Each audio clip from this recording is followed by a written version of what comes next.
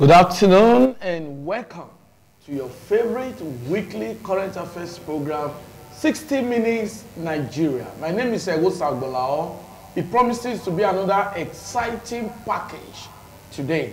Our very distinguished personalities who have achieved success in their different fields of human endeavor, and we'll be dissecting the topic we have today. We are looking at the harsh economic realities faced by Nigerians. Don't forget that in our previous edition of the program, we looked at the so-called Japa syndrome, and my guests were able to actually dissect that. They gave us the reasons why people have left and all of that. But today, we are looking at the harsh realities, the harsh economic realities faced by Nigerians. I have with me a very, very well-tested public analyst. He's a man that knows the nooks and crannies of Nigeria very well. Felix Osigwe. Nice to have you with us today. Yes, sir. Thank you for having me. Okay. We also have in the studio a man that is highly admired. You will agree with me with the kind of comments, punchy statements that he makes on this program. Bishop Lucky Omonabiese. Nice to have you with us today. Yes, also with us is a very renowned, he's an educationist, a clergyman, a youth leader, Dr. Roya Ayemere. Nice to have you with us today. Good afternoon. Okay. Good afternoon, viewers. So, like I said, a lot is happening. We are going to start with Felix Osigwe. But before we do that, we'll just observe a minute silence in honor of the victims, those who died in Jigawa State. 140 victims from a petrol-laden tanker that exploded. We'll just do that briefly on this program.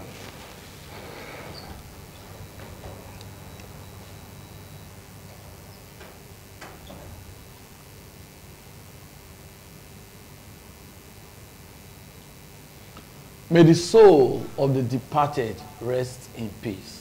Amen. Now, we needed to do that to honor the memories of those persons that lost their lives and to commiserate with Nigerians. It's not about Jigawa State, it's about Nigerians. And this program is 60 Minutes Nigeria. It stretches across the country. But some persons say that it is the harsh economic realities that forced the residents of that area in Jigawa State to go scoop for petrol and eventually lost their lives. That's what some people said. Some other persons said, no, they should have learned from what happened in Jesse, Delta State, many years ago, where so many people lost their lives because they went to scoop petrol. But my guests will comment on that. We'll start with Osigwe. Now, looking at the harsh economic realities, what's your take on it? Do you really think that actually led those residents to rush to scoop fuel because petrol now is above 1,000 naira per pump price of a liter? Thank you very much for having me. Once again, may the souls of the dead rest in peace. Amen. You see, I don't think I will align with that submission that it was because of the hardship that they were running for the scoping of the fuel. It's quite unfortunate that we are where we are today as a country, which to me, I would say is not the fault of this present government, because if you look at way back, there was a time about 2022, 2003, that Obasanjo said, he was telling Nigerians, if you can afford to buy a bottle of beer for 150 naira or 200, why can't you buy a liter of oil for that amount? A lot of people went to the street, why? The result of what we are facing today is as a result of the past neglects. There is no way we can actually run away from this fact. But as a decisive government, as a people, we need to know that this is reality time. The only thing we should be talking about is how do we get out of this present predicament. We are going to come to that. So, just wanted to get your opening remarks. Yeah, that is what I'm saying. So it's unfortunate that they went scooping for fuel. But you see every day, NAPC, IPMAN, DSS, the last time had a talk with the Dangote people. Dangote people is it talking to, we are getting to where we are seeing a little bit light at the end of the tunnel, because we now have a refinery in the country that is bringing out refined product. We are still expecting other modular refineries like even our own nation refinery, where we talk of NNPC, Warrior, and Kaduna. We hope that they will get on stream very soon, so that we'll be able to kind of move a little bit out of this petroleum fuel problem. Okay, thank you. We'll come back to you. Bishop Lucky, now, do you think it is the harsh economic realities, the hardship in the country that forced those persons, or they were not careful enough, they shouldn't have done it at all? Well, no matter how good a crime is a crime. Okay. Now, the economic hardship in this country is there, but going to scooping fuel, then you should, that is another crime of its own. If you ask me, I would tell them they should have stay out of it, find what to do to take care of themselves, because that thing have taken their life. The life that is lost that cannot be replaced, and the families are crying. Whether the government went to visit them, give them money, or will not bring back the life that have been taken, then if they were careful enough to leave that product and face another thing that will give them daily bread, they will not die. Thank you. Thank you. That's a very good one. As much as we honor the memories of we sympathize with the families of the victims, but my guests have just posited. But let's get the thought of Dr. Roya Ayemere. Thank you very much. Okay. Good afternoon, viewers. I want to first and foremost commiserate with the families of those who lost loved ones and the people of Jigawa State. That was a great loss. I beg to differ from the opinions of my fellow discussants this afternoon, because if you read the Bible told us of a very peculiar story of 4 leprous men.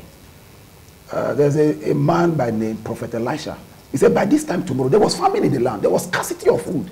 And he said, by this time tomorrow, there's going to be abundance in the land. And the Bible says, these 4 leprous men, where they were, they told themselves, if we stay here, we will die.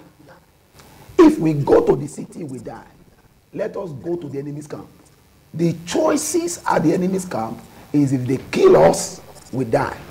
If they leave us, we live. See, it is a man who is not hungry that will see opportunity to get something. I will not be attracted. You see, hunger, the economic reality, is, in fact, is the major reason why these persons went there to go and get that petrol. We are not saying that act is justifiable because it's risky, but at the same time, if these persons are employed, if these persons have business doing, if these persons have meaningful source of living, I do not think they will even be at that scene where they need to go and get petrol. So it is for my submission, is the harsh economic reality. How many big men were there? Or their children? It is those who the economic reality is really affecting. These are the people that were there. So we can't just close our eyes and say it wasn't it. It is. Thank you very much. That's your opening remark. Felix Osigwe, now you just saw a footage now of a market scene, food items. Some persons are unable to feed. Some persons are just unwillingly losing weight. Not that they want to lose weight, they can't eat and they are just losing weight. So don't you think that this economic reality, though you have said is not that it's cumulative, that the problem has been there, but don't you think there can be a way out? Yes, thank you very much. Okay. The only way out is Nigerians going back to farming. We have to go back to farming. Let me give you an example. Those days when we were growing up, in my little local government that was very close to me, I used to see tractors, bulldozers, and whatever those farming machineries, you know. But you ask yourself, We've been doing subsistence farming since 1960s. Do you consider the growth of the population along the trend? We were now as we are today in the 60s, the same system of farming, small-scale farming. Why can't we go into industrial farming? Mechanized farming, irrigational dams. The state, funny enough, the land belongs to the states, not the federal. What effort have you seen? Don't be surprised if I tell you that I don't even know the Commissioner for Agriculture in Edo State, if they ever have any. We don't have that. The answer to this problem is we have to go back to the farms. In the early 60s again, the cocoa pyramids were used to build the first television house in West Africa or Africa, the stadium, the school, the Ibadan or Ife. The stick or the coal was used to by Nnamdi Azikiwe to build the university there. Likewise, in Sadana, there were granite pyramids. Even cocoa was selling. Palm oil was. You remember that even the Malaysia today, or the Singapore, the highest producing, they came to Benin here in 94 to come and take the seedlings. How did we get it wrong? We have to go back to that farming. Let us now begin to see state involving in mechanized farming. Do you still know that today, the southern states depend on the north for food? That is practically true. Do you see the farm revolution going on in Niger State, Yobe, and Borno State today? Do you see the state investing heavily in mechanized farming? Can you measure any state in this part of the world that is involved with that? What happened to the Sobe farm? What happened to the Warake farm? The Agbede farm, where are they? Or have you heard that this, so year they have declared that this farm was able to, even the Jews the processing factory they want to do around Oigo also. What happened to it? Can't a state depend on importation of food items? So we have to go back to the trenches. We have to go back to the farm. Thank God the local government autonomy is bringing down the governors to the local government, where we can now hold the local government chairman accountable, just like the state. So my definition to it, I know it's unfortunate that everything we do in Nigeria depends on dollar. What brought us to this situation today? The removal of subsidy and the unification of foreign currency. That is so why we are here, because every other thing we do is we are a dependent country, a mono economy. The only product we sell is crude. Can't we process agricultural product and be exporting them as a country or as a state? Let this state be known for agrarian products. So, my brother, I think this is not time to apportion blames to. We are already in the situation today. How do we navigate out of this present situation? I can see that you are a peacemaker. Yeah. I can see that Phyllis Osigwe is a peacemaker on the program. We are all peacemakers. We are all peacemakers. I will come to you. What I meant by that is that he doesn't want to look at the problem yet, but let's look at the solution. Sure. That's what I meant. You want to just make peace immediately. But before I let you go, you mentioned dollars. Now, don't you think that's part of the problem of Nigeria? Nigeria has Naira as its legal tender. Why are we transacting business in dollars? Don't you think that's part of the problem we're having before my other guests will comment? Yeah. But you see again, dollar is a universal currency. Be that may that you can afford to take a dollar note to any part of the world. According to the United Nations Convention, it's universally accepted, unlike our currency. Fine. How did we get to this place? Because we don't have anything we export. All we do is the crude. It's not even the refined crude, as in petroleum product. We sell the crude, then we will refine and buy again in dollars. Thank God for this crude to Naira exchange. That is further going to boost the economy of the country, because a lot of countries, South Africa countries, are coming to even buy from Dangote now, which will now increase the level of our foreign exchange. But the problem today is that because we spend everything we do on dollar, the removal of subsidy and the unification of the currency brought everybody to this present position. So we need to be thinking about surplus. When we have surplus, even in the dollar, things will gradually go down. Okay, Bishop Locke. Now, it is important. We know that there's a problem. Yeah. There's harsh economic reality. Yes, sir. How do we get out of it? Now, number one, I said before, I said in this program, I said, the first thing we have to do is to tackle the insecurity. If you go to our bushes today in the Sasa, it's full of different kinds of group. You don't know where they come out from. I said in Ovioge, I have my church in Ovioge here, my church.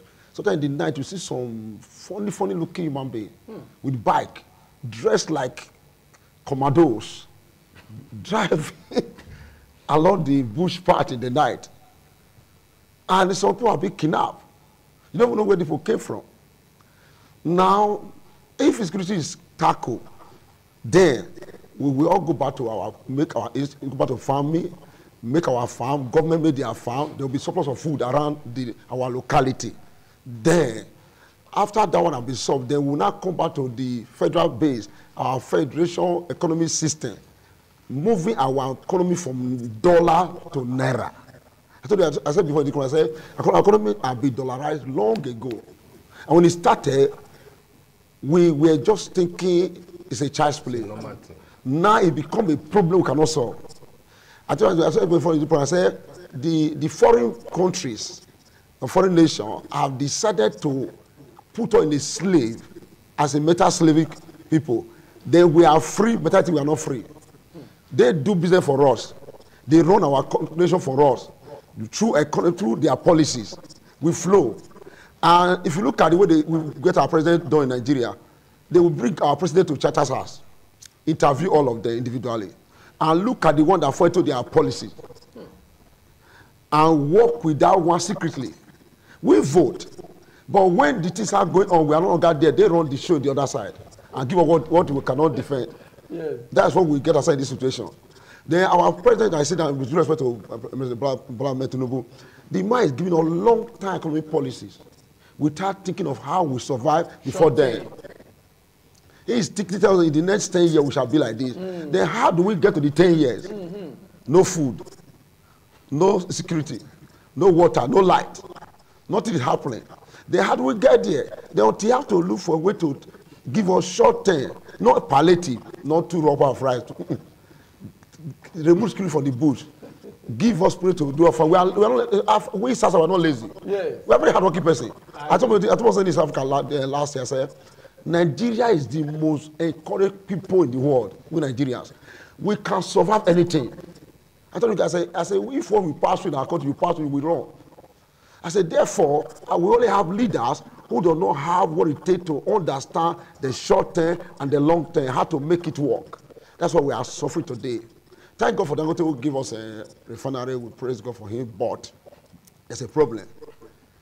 NNPC wake up that they make fuel from 200, we hear 500, 600, now 1,000 something, now 1,500. 65 naira mega. Now 1,500, 1,200, 1,300, selling 1,700. Yes. Now because the presidency, it should come out openly to let us know how much are you giving Dangote crude? In naira. In naira. Okay, how much will it sell for us? NNPC are they part of this country, or they are privatized, or they are foreign people in the country? They will not know what is going on because right now all of us are in the dark. Our president is not talking. Nobody is talking. We are the one talking. They listen to what they heard us, but they don't react to it because it's not affecting them. Until sometime, I said something like last time. I said, Nigeria, we should be able to hold our leaders to ransom, right from local government councillor, accountable. Local government councillor, yes. The chairman, the House of Rep, House of Assembly in our area, the man that we voted for, go to his house. Sir, you promised all this. Now you are not doing anything. Then how come? Will they live close to you? No, so my councillor in my ward, in your ward. The House of Assembly. You know him. I know him. Yes. Yesterday, you are supposed to know them. Yesterday, I met him and said, God, yes. When you were not a councillor, your house have no window. Now you're a councillor, less than 3 months now, your house has become London overnight. Now the road to that London house is full of water. Flooded. I'm the one putting 2% every year. You don't contribute. I said, sir, now I came to meet you. Next year, I'll give you 10 trips.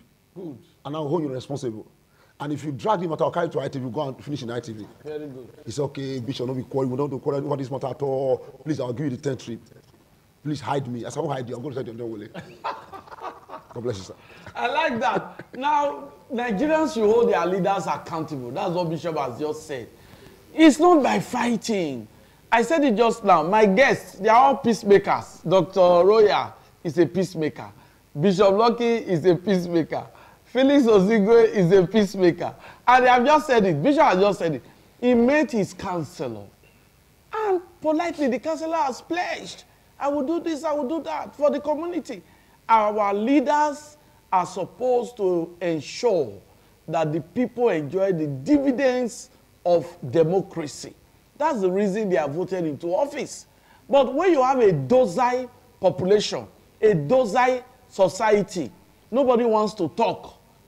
Then some of these so-called leaders and public office holders will take the people for granted and exploit their ignorance. You heard what Bishop said. He said the counselor told him, please hide me. And he said, no, I won't hide you. So that is it. Dr. Roya Imeri. Now, we are gradually beginning to think about the way out because we know that the problem is there. There is harsh economic realities. We know. How do we come out? Thank you. John C. Maxwell says, everything rises and falls on leadership. Okay. We didn't get into this problem because we wanted a problem. We got into this problem because we had leaders who didn't plan for the nation. We had leaders who made policies, who come to talk before they think, who come to just say what they like because the citizenry do not actually matter. You see, I beg to differ a little bit from what our my co-discussor said. Okay. At the very first, I said this present government didn't just start the problem and they should not be held accountable. The present government should be held accountable because when this government was campaigning, they knew the challenge that was on ground. They knew what was on ground. They knew that Nigeria is on fire. And the president told us that just the way he built Lagos, that was what they were campaigning with. This man built Lagos. This man built Lagos. Let him build Nigeria. The man who built Lagos. Look, listen, Mr. Egosa. Yes. This nation started burning from the speech of Mr. President when he was sworn in. It was from the speech. He said, subsidy is gone. See, one statement from the president today will rearrange this country. I know what I'm saying. If one statement from him could set the nation on fire, I wanted to buy petrol that day. I saw the way they were just misbehaving. What's going on? Somebody just told me that the president made a statement. I said, in this country, one statement goes out like that. Yes. Those that have petrol, they won't say it because they want to quickly adjust the meter and the rest of that. Just the same way he made that statement. Let him come out. I was also surprised that Vice President said he sympathized with the poor. The policy of the government continues. That's a statement from a leader that is not sensitive to the plight of the masses. Because in a civilized nation, what you do before you make certain statement, you make plans on ground. Once we do this, we do that.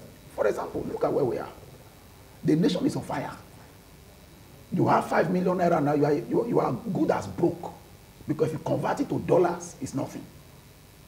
The president should act. Because me, I know that this present government, they are not sincere to us. I can give you my reasons. Oh, we want to remove subsidy. Once we remove subsidy, the money from subsidy, we are going to do XYZ. What have we seen on ground? What is on the table? Oh, Dangote refinery is coming, we were happy. What is the effect of that refinery now? It has been hijacked. How can NNPC buy petrol direct from Dangote and then sell? What kind of nation are we? But they've changed that now. They have changed that. For me, I feel like what is going on? The effect of that refinery, sir, we are not seeing it. Because by now, my thinking was that with this refinery, all right, the prices of petrol will come down, so that the price of commodity will come down. Our government is not sincere. To come out from this issue, from this quagmire, our leaders should get it right. I know we need to go back to agriculture. That's why I learned with you. But you see, that agriculture, it will only work when the government creates the enabling environment. Yes. Government must make up its mind that I want my people to go back to farm, and they must create incentive, give incentive for that. How many farmers can access loan? How many farmers can have the capacity for mechanized farming? You see that? That's why I said everything rises and falls on leadership, like Johnson said. So our leaders must be held accountable. They put us here. They must come to rescue the situation. Seriously. And Nigerians, I want to say this. It is not every time we look at the government, they just make policy and they get away with it. Nigerians, it's time we begin to act. There's nothing bad if Nigerians come out on the road to demand accountability and good governance from this administration. There's nothing bad in it. Thank you very much, Dr. Royal. You can see that my guests are becoming very, very emotional. That is what is expected from this topic, because Nigerians are suffering.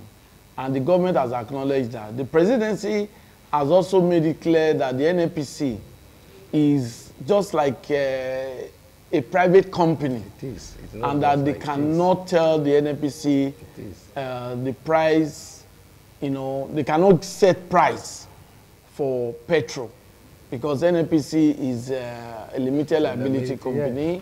It has been privatized, and they cannot intervene in the negotiation between NNPC and Dangote. That's what the presidency has said. But my guests have posited that the government need to do more. There are always ways around any problem, because right now the problem of Nigerians has been triggered by the increase in a liter of PMS. Some petrol stations sell 1,300 or above. So how do we come out of this? We are looking at the harsh economic realities faced by Nigerians. You will agree with me that Nigerians are not smiling. I may smile now, but that smile, or the smile that you have seen, is just to make you feel good. Yeah. Not that I'm smiling inside. So that is it. Because if I come with a very tough look, you may not even enjoy the program. So I need to smile, and that's what we call make believe, so that you can flow with us on the program. Nigerians are not smiling. But my guests, they are here to tell us how we can come out of the imbroglio, how we can come out of these harsh economic realities. And one of my guests has just said agriculture is the key. But Bishop Lucky said, yes, agriculture, but you must tackle insecurity. How do people go to farms when they are not sure that they will return home safely? My guests have all made points that are very important, but now we really want to focus. There's something that Bishop Lucky talked about. I need to quickly mention that. That is called neo-colonialism. Neo-colonialism is a very big problem where you have external influence on your economy, influence on the way you do things without you knowing.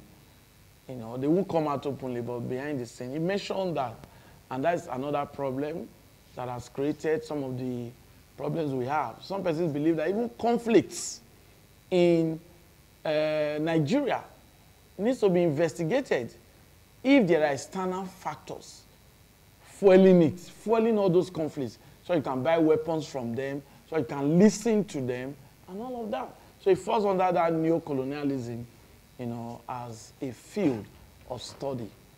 Okay, we'll go back to Phyllis Osigwe. You've mentioned agriculture. Now, are there other areas that you think that government should begin to look at?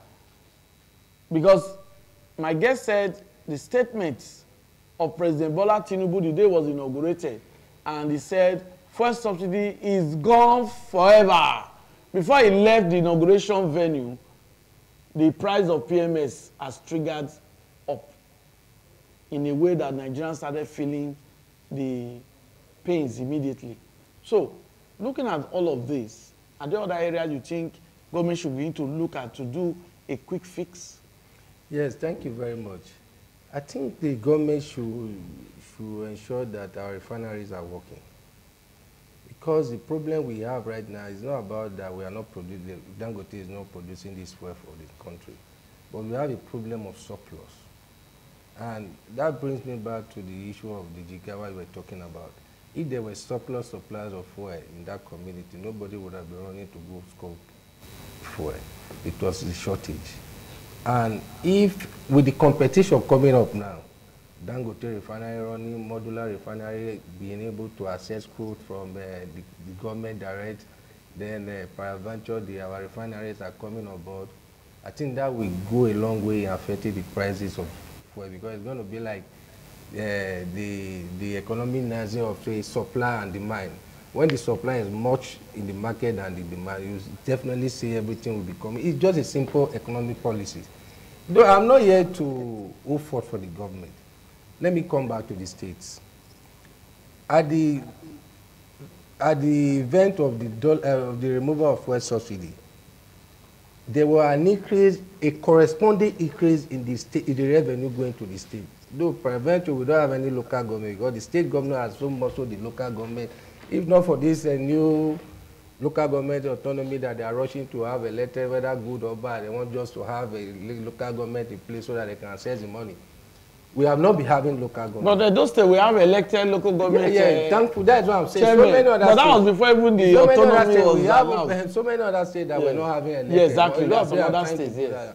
So what I'm saying, at the stoppage of fuel subsidy, there was a corresponding increase in the revenue accruing to the states. From the federation account? From the federation account, yes, that is it.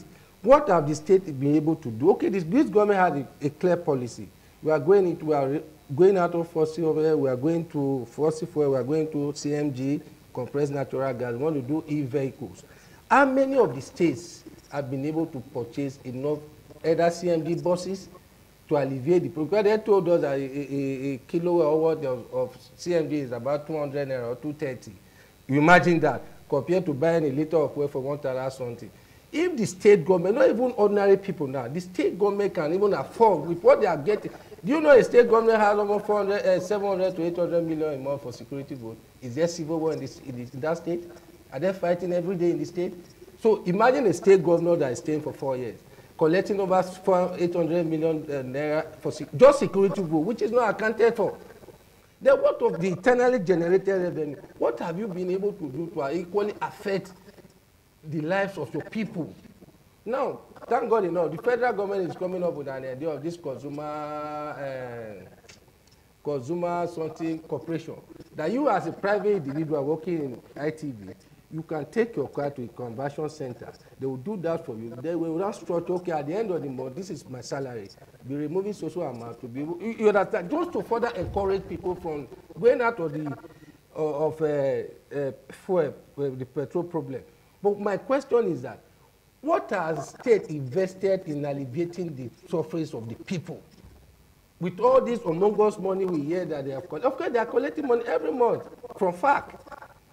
And thank God again now, the federal government, they are about introducing a bill now that we establish a system of, they will be collecting 10% from FAC, the state will be collecting about 30-something%. Then the remaining percentage will be left for states that derive more taxes and revenue to the federal government as a way of derivation, giving back to them. You understand? The federal is saying, instead of that 52% we are collecting for this allocation, because we want to go to 10%. We can share this other one to states and local government. Then we still have a certain amount to encourage states to be able to come out with a good tax policy so that we'll be able to check leakages and the system will move forward.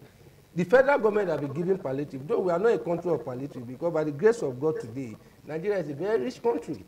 A country that has everything, both human and natural, everything blessed, in abundance, the biggest black nation, the population alone. Whatever business you do in Nigeria, you always excel because the market is here. It's just for you to know what you are doing. Yeah. So we are here today because of a lot of things that have gone under the ground that we cannot understand.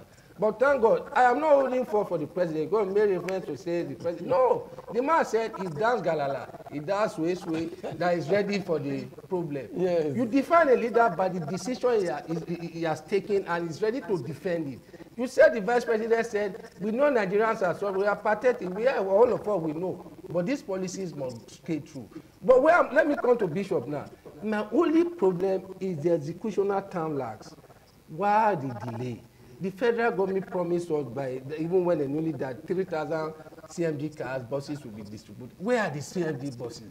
There is a delay in the implementation of this cushioning effort to the ordinary man, because the ordinary man does not know economics. No. All he knows is how this thing can benefit.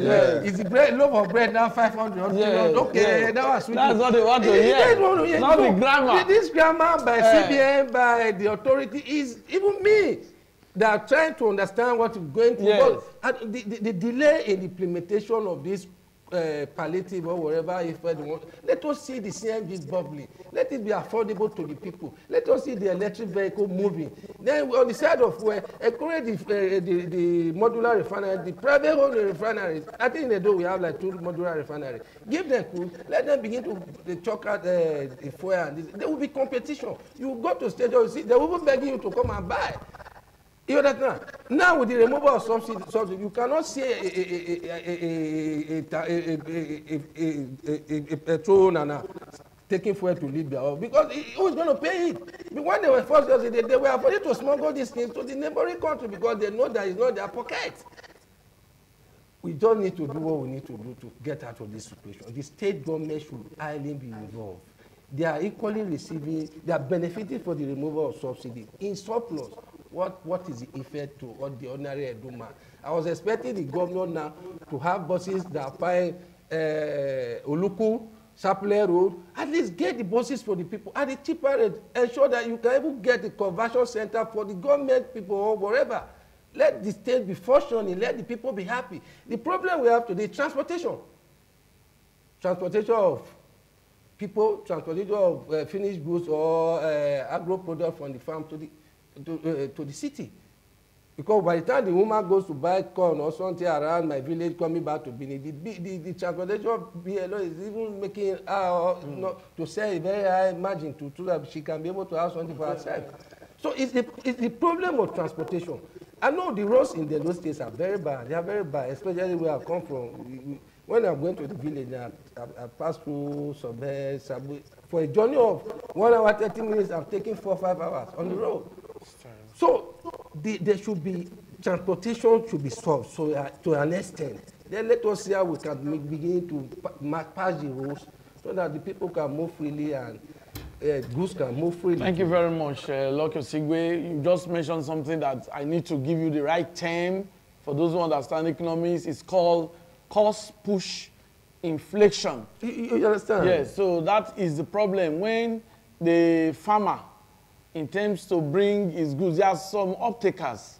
Some persons, okay, farmer, whatever you have, we will buy. Now, when they buy, they will load it to trucks. Now, those trucks need to be powered with diesel engines. They have to pay.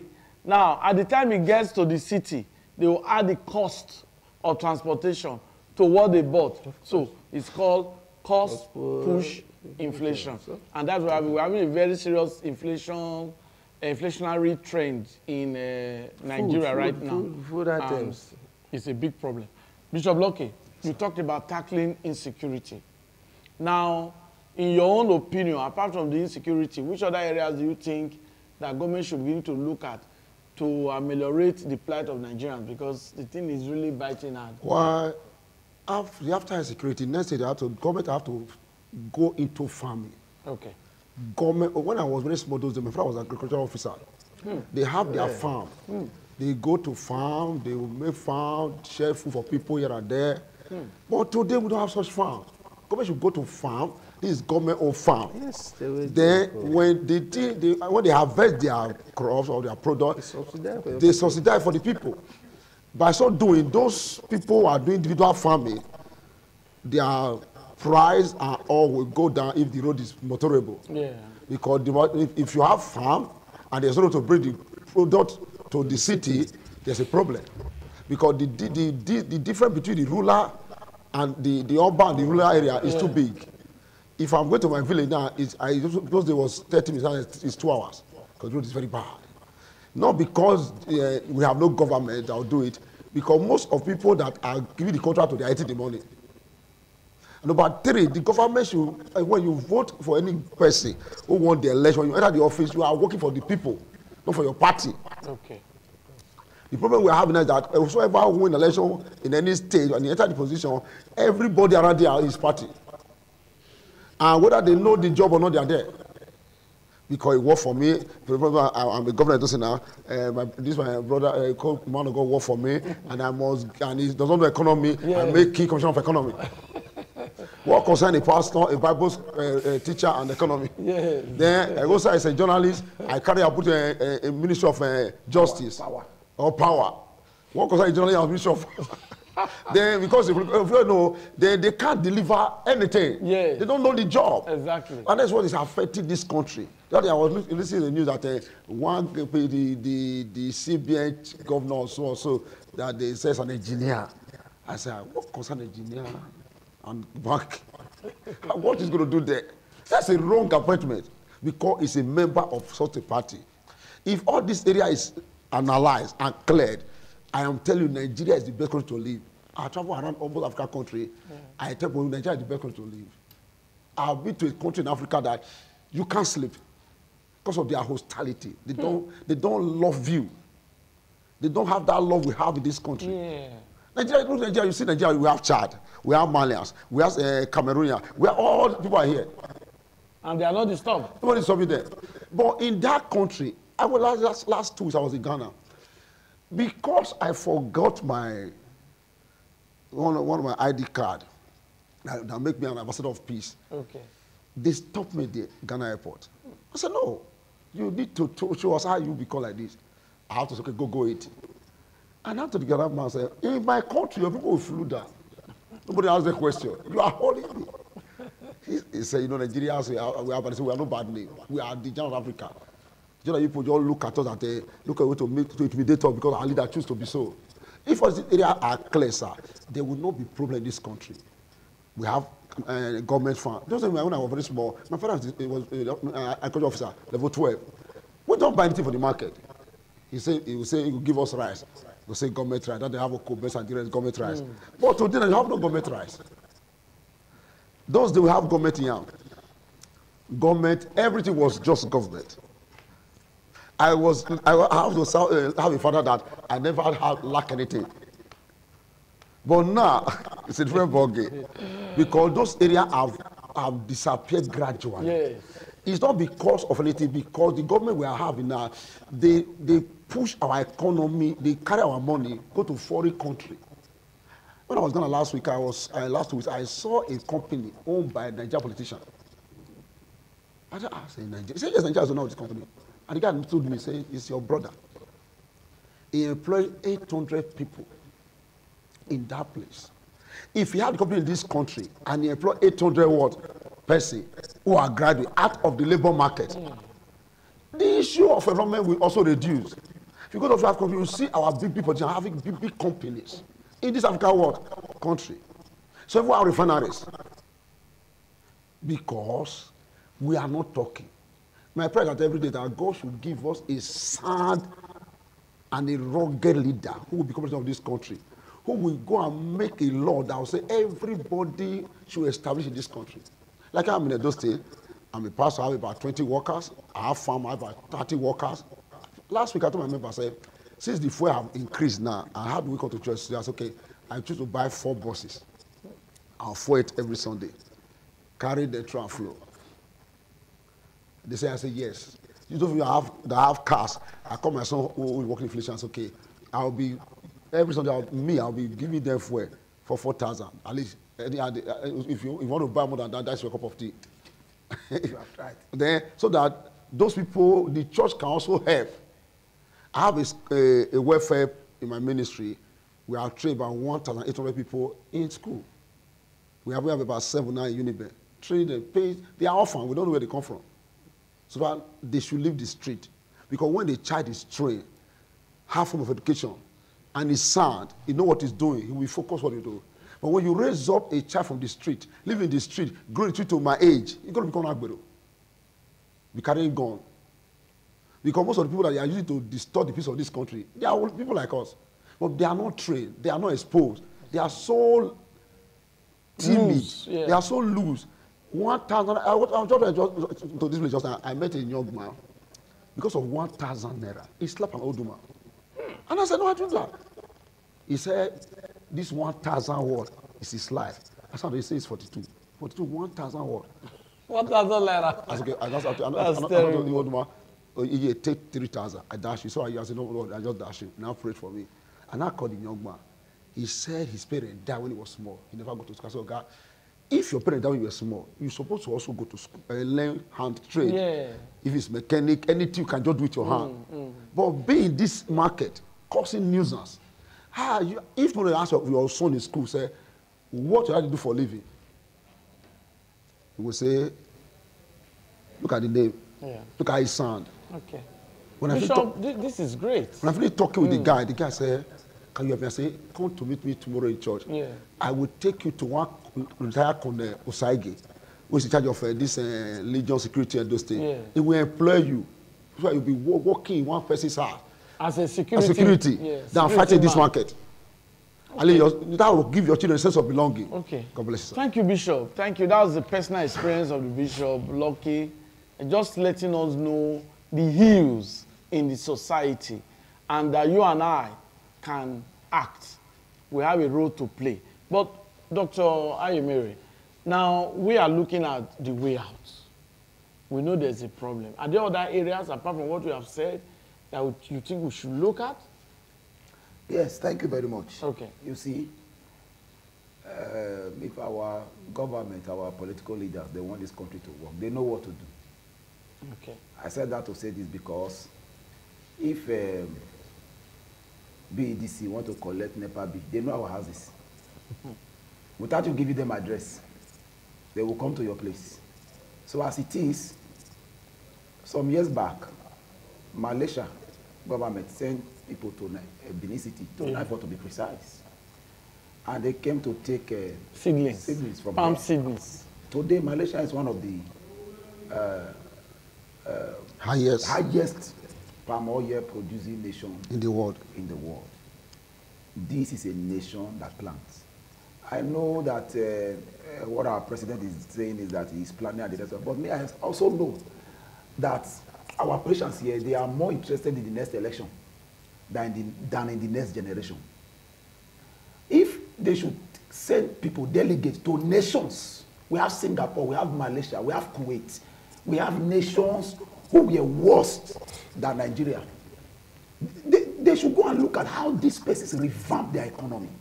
They should send people to these nations, go and find out, go and learn, go and ask questions. How did they do this? How did they do that? I think that will help. Because when we have people who are just there, because I listened to one of the conversations of one of the political leaders, he said that if you bring in a minister, it will take the minister about 6 months or so to understand what is happening in the office. But you see, if we want to get it, let them send people outside the shores of this nation to go and learn from those nations who were in abject poverty, how they came out. Secondly, they should be willing to make this nation work. You can't tell us to be in pain and you are buying private jets. You can't tell us to be in pain that we should bear it and you are traveling around the world. For what? How can you tell me to be praying for you, to be fasting, yet you are eating? It doesn't work that way. Our political leaders should reduce cost of governance. I know they say it with their mouth, but it doesn't reflect. If they do this, because there is a way the political leaders will take a step, Nigerians will follow. Thank you, sir. Thank you very much. Time is not always our friend on the program, yes, but I believe that my guests have exhaustively made their comments in different sectors, different areas that I believe that if our leaders heed their advice, then this country will surely be catapulted out of doldrums, economic downturn, and the doldrum that the country has found itself. Let me thank Phyllis Osigwe. Thank you very much. Bishop Lucky of Olabiesi, thank you very much. And Dr. Roya Imere, thank you very much. My pleasure. I hope you enjoyed my guests. They really made very wonderful comments. Very, very wonderful comments. They've emphasized agriculture, but there's need for security so that the farmers can go there. They've talked about the need for competitiveness, even in the downstream oil sector. The petrol, we should have our refineries should work, not promises from government that doesn't hold water. They should make it work. If an individual, Dangote, can start from the scratch and get a refinery in place and is working, then Port Harcourt refinery should work. Warri refinery should work. Kaduna refinery should work. Modular refineries should work. We have the crude. So, that's the program. Do have a wonderful, wonderful weekend ahead. Bye-bye.